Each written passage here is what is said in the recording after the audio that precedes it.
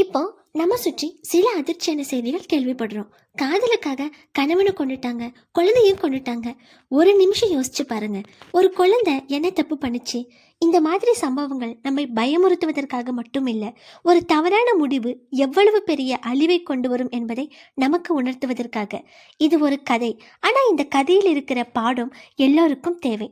அனைவருக்கும் வணக்கம், இது உங்கள் ஹனி வாய்ஸ். அவள் நல்லா படித்த பெண், சாஃப்ட்வேர் என்ஜினியர், வேலை பார்த்துக்கிட்டு இருந்தா. அவளுக்கு நல்ல கணவன் இருந்தார், அழகான ஒரு பெண் குழந்தையும் இருந்தது. வாழ்க்கையில் பெரிய குறை எதுவும் இல்லை.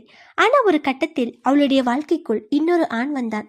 முதல்ல சாதாரண ஃப்ரெண்ட்ஷிப்பு, அப்புறம் தினமும் பேச ஆரம்பிச்சாங்க. பேசி பேசி பழக்கம் அதிகமாச்சு. அப்புறம் அவன் நான் உன்னை காதலிக்கிறேன்னு சொன்னான். அவன் அவளை அடிக்கடி புகழ்ந்தான். நீ ரொம்ப அழகா இருக்க, நடிகை மாதிரி இருக்க. அந்த வார்த்தைகள் அவளுக்கு ரொம்ப பிடிச்சது. அவளுக்கு அது காதலா தோணுச்சு. ஆனா ஒரு விஷயத்த அவ யோசிக்கவே இல்லை. அவன் என்ன உண்மையிலேயே காதலிக்கிறானா, இல்லை என்னோட அழகத்தான் விரும்புறானா என்று அவள் யோசிக்கவே இல்லை. அந்த காதல் அவளுக்கு கல்யாணம் ஆனதையும் ஒரு குழந்தை இருக்கிறதையும் மறக்க வச்சது. ஒரு பொய்யான உலகத்துல அவளை வாழ வச்சது. கற்பனை கனவுகளில் அவளை மிதக்க வைத்தது அந்த காதல். அவளுடைய கணவர் அவளை தினமும் புகழ்ந்து பேச மாட்டார், கவிதை எழுத மாட்டார். ஆனால் அவளுக்காக நிறைய உழைப்பார். தனக்காக ஒரு பொருள் வாங்காம அவளுக்கு பிடிச்சதை வாங்கி தருவார். குழந்தைக்காக பணம் சேமிப்பார். அவள் சந்தோஷமா இருக்கணும்னு நினைப்பார். அவருடைய காதல் வார்த்தைகளில் அதிகமாக தெரியாது, அவருடைய செயல்களில் தான் இருந்தது. ஆனால் அவளுக்கு அந்த அன்பு அப்போ புரியவில்லை.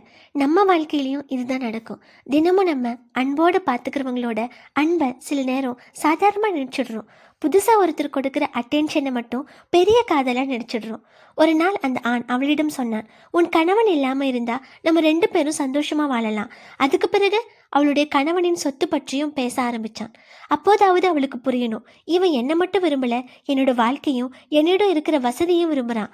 ஆனால் அவள் அது புரிஞ்சுக்கல. அந்த உறவு அவளுடைய சிந்தனையையே மாற்றிடுச்சு. கடைசியில் அவளுடைய கணவனும் குழந்தையும் உயிரிழந்தார்கள். ஒரு குடும்பம் ஒரே ஒரு முடிவால் சிதறி போனது. இந்த செய்தி அவளுடைய அம்மாவுக்கு தெரிஞ்சதும் அந்த அம்மாவால் நம்பவே முடியல. அவள் இறுதி சடங்குக்கு போனாள். அங்கே அந்த குழந்தையோட பாட்டி அழுதுகிட்டே இருந்தாங்க. என் பையனை எழுந்துட்டேன், என் பேர குழந்தையும் எழுந்துட்டேன், இது எல்லாம் உங்கள் பொண்ணு தான் செஞ்சுருக்கா. அந்த வார்த்தைகளை கேட்டதும் அந்த அம்மாவுக்கு என்ன சொல்கிறதுனே தெரியல. சில நாட்களுக்கு பிறகு அவள் ஜெயிலில் இருந்த மகளை பார்க்க போனாள். மகளை பார்த்ததும் அவளால் கோபத்தை அடக்க முடியவில்லை. அவள் கன்னத்தில் அறைந்தாள். நான் உன்னை வளர்க்க எவ்வளவு கஷ்டப்பட்டேன் தெரியுமா? உன் அப்பா இருந்தப்போ எனக்கு 25 வயசு தான். நானும் ஒரு பொண்ணு தானே, எனக்கும் ஆசைகள் இருந்தது, எனக்கும் ஒரு வாழ்க்கை இருந்தது. நான் நினச்சிருந்தா மறுமணம் பண்ணியிருக்கலாம். ஆனால் என் பொண்ணு நல்லா இருக்கணும், நல்லா படிக்கணும், அவள் யாரையும் சார்ந்து இருக்கக்கூடாது, அவளுக்குன்னு ஒரு நல்ல வாழ்க்கை இருக்கணும் என்று நினச்சி என் வாழ்க்கையை உனக்காக தியாகம் செய்தேன். இன்னைக்கு நீ சாஃப்ட்வேர் என்ஜினியர், நீ இவ்வளவு உயரத்துக்கு வரணும்னு நான் எவ்வளவு கஷ்டப்பட்டேன். ஆனால் நீ என்ன பண்ணிட்ட? உன் கணவனை கொண்டுட்ட, உன் குழந்தைய கொண்டுட்ட. அந்த குழந்தை உன்னோட வயிற்றுல 10 மாசம் இருந்த குழந்தை. அது உன்னை தவிர யார உலகமா நினைச்சிருக்கோ? அது உன்னிடம் பணம் கேட்டதா, சொத்து கேட்டதா? எதுவுமே கேட்கல. அது கேட்டது அம்மா அன்பு மட்டும். அந்த குழந்தைய எப்படி உன்னால இப்படி அழிக்க முடிஞ்சது? அவள் அமைதியா இருந்தாள். அம்மா மீண்டும் கேட்டாங்க, நீ காதல் என்று நினைச்சது உண்மையிலேயே காதலா?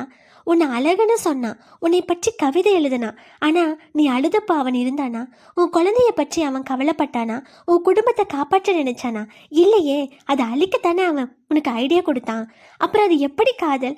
உன்னை அழகுன்னு சொல்றவன் உன்னை காதலிக்கிறவன் கிடையாது, அவன் உன்னோட பலவீனத்தை பயன்படுத்துறவன்.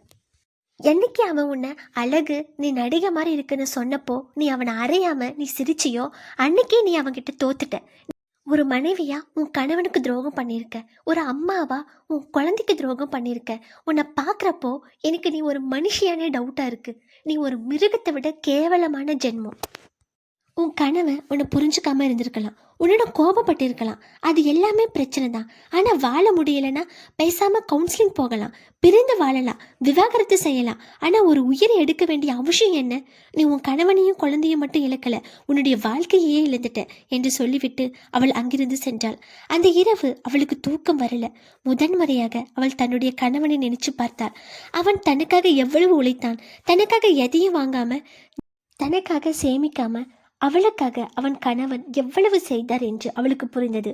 அவர் என்னை வார்த்தைகளால் அதிகமாக வர்ணிக்கலை, என்னை அதிகமாக காதலிச்சிருக்காரு, அவரோட வாழ்க்கையை எனக்காக வாழ்ந்திருக்கிறாரு. பிறகு அந்த காதலை நினைவுக்கு வந்தான். அவன் எதை பற்றி அதிகமாக பேசினான்? அவளுடைய அழகு, அவளுடைய தோற்றம். அப்போது அவளுக்கு புரிந்தது, அவன் என் மனதை காதலிக்கல, என்னோட வெளி தோற்றத்தையும் என்னோட வசதியான வாழ்க்கையும் விரும்பினான். அப்புறம் அவளுடைய குழந்தை நினைவுக்கு வந்தது. அம்மா என்று அழைத்த குரல், ஓடி வந்து கட்டிப்பிடித்த அந்த சின்ன கைகள், அவள் கன்னத்தில் கொடுத்த முத்தம், அவளுடைய கையை பிடிச்சுக்கிட்டு தூங்கிய அந்த குழந்தை. அவள் கதறி அழுந்தாள். என் காதலுக்கும் அந்த குழந்தைக்கும் என்ன சம்பந்தம்? இந்த காதலால என் குடும்பத்தை நானே அழிச்சிட்டேனே என்று கதறி அழுதாள். அவள் மனசாட்சி அவளிடம் கேட்ட கேள்விக்கு பதில் சொல்ல தெரியாமல் திணறினாள். அது என்னோட குழந்தை தானே, ஏன் உயிர் தானே. அவளுக்கு ஒரு உண்மை புரிந்தது.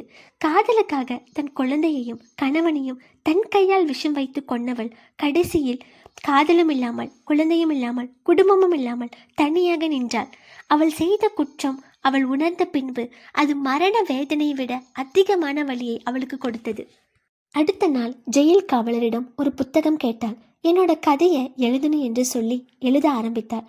அவள் எழுதியது தன்னுடைய காதல் எப்படி தொடங்கியது, எப்படி தன் குடும்பத்திலிருந்து தூரமானாள், எப்படி தவறான மனிதனின் வார்த்தைகளை நம்பினாள், எப்படி ஒரு தவறான முடிவு 2 உயிர்களை பறித்தது, எல்லாவற்றையும் எழுதினாள். கடைசியில் அவள் இப்படி எழுதினாள்: நான் காதல் என்று நினைத்தது காதல் இல்லை. என் வாழ்க்கையை மதிக்காதவன் என்னை எப்படி நேசித்திருக்க முடியும்? என் கணவன் என்னை சரியாக புரிந்து கொள்ளாமல் இருந்திருக்கலாம். ஆனால் அவர் என் வாழ்க்கையை அழிக்க நினைக்கவில்லை. என் கணவர் என்னை இழக்கக்கூடாது என்று அவர் என் வாழ்க்கையில் அதிக உரிமை எடுத்துக்கொண்டார். அதை நான் வெறுப்பு என்று, ஆண் ஆதிக்கம் என்று நினைத்து அவரை வெறுத்தேன். அந்த வெறுப்பு என் குழந்தையையும் என் மீது உண்மையான அன்பு வைத்திருந்த என் கணவரையும் என் கையாலே கொல்ல வைத்தது. திருமணமான பெண் என்று தெரிந்தும் உன்னை காதலிக்கிறேன் என்று அவன் என்னிடத்தில் சொன்னபோதே எனக்கு தெரிந்திருக்க வேண்டும் அவன் எவ்வளவு கேவலமானவன் என்று. ஆனால் நான் அதை காதல் என்று நம்பி என் கையால் என் குழந்தையை கொண்டுட்டேன். ஆனால் என் குழந்தைக்கு கிடைத்த தண்டனை எந்த விதத்திலும் நியாயமில்லை. திருமணம் பிடிக்கவில்லை என்றால் பிரிந்து செல்லுங்கள், விவாகரத்து செய்யுங்கள், தனியாக வாழுங்கள். ஆனால் தயவு செய்து கோபத்திலும் ஆசையிலும் பொறாமையிலும் ஒரு உயிரை எடுக்காதீர்கள். ஒரு நிமிட முடிவு வாழ்நாள் தண்டனையாக மாறிவிடும். என்னைப் போல இன்னொரு பெண் இந்த தவறை செய்யக்கூடாது. என் கதையை படிக்கும் ஒரே ஒருவராவது தன் முடிவை மாற்றிக்கொண்டால் என் வாழ்க்கையில் செய்த இந்த பெரிய தவறிலிருந்து பிறக்கும் ஒரே நல்ல விஷயம் அதுதான். தயவு செய்து இந்த கதையை மற்றவர்களிடம் பகிருங்கள். என்னைப் போல யாரும் தங்கள் குழந்தை மற்றும் கணவரை விட ஒரு தவறான காதலை பெரியதாக நினைக்காதீர்கள். சில நாட்களுக்கு பிறகு அந்த சிறை அறையில் அவள் உயிரிழந்திருந்தாள். அவளுடைய உடல்நிலை திடீரென மோசமடைந்து மாரடைப்பால் உயிரிழந்ததாக தெரிவிக்கப்பட்டது. சிறை காவலர் அவர் எழுதிய புத்தகத்தை படித்தார். சில நிமிடங்கள் எதுவும் பேசவில்லை. அவளுடைய இறுதி சடங்கிற்கு கூட அவள் தாய் வரவில்லை. அவளுடைய தாயின் மனதில் என் மகள் இருந்தது இன்று அல்ல.